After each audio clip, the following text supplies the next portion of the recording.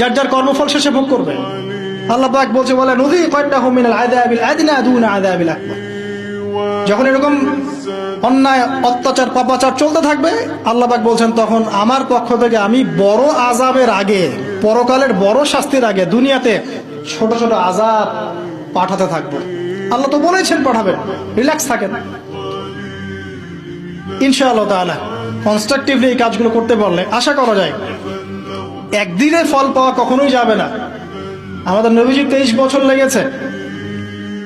আস্তে আস্তে ইনশাআল্লাহ তাআলা আমরা না হোক আমাদের পরের জেনারেশন, তারা না হোক তারপরের জেনারেশন, তারা না হোক তারপরের জেনারেশন, একটা জেনারেশন আসবে পৃথিবীর বুকে, নিশ্চিত থাকেন, যারা ইনশাআল্লাহ আযজা ওয়া জাল এই দুনিয়া থেকে সমস্ত জুলুমের শেকড় উপড়ে ফেলে দিবে।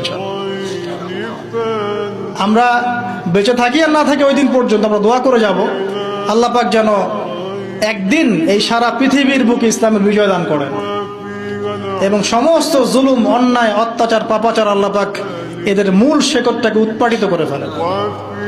আল্লাহ রাব্বুল আলামিন মুসলিমদের হারানো সেই যে গৌরব ঐতিহ্য সেটা আবার ফিরিয়ে আনার তৌফিক দান করুন। ব্যক্তিগত জীবনে আমাদেরকে প্র্যাকটিসিং মুসলিম হওয়ার তৌফিক দান করুন।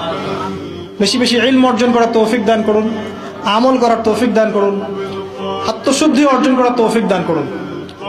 মুসলিম উম্মার মাঝে ইখতিলাফ বৃদ্ধি না করে উম্মাকে ঐক্যবদ্ধ করার প্রয়াস চালানোর তৌফিক দান করুন।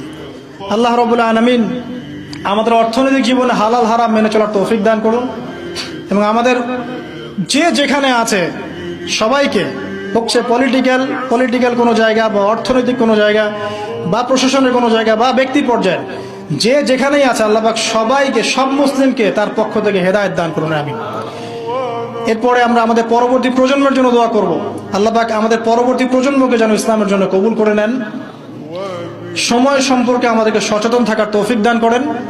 আমাদের মধ্যে যারা অসুস্থ আছেন সবাইকে আল্লাহ পাক শেফায়ে কামেলা দান করেন।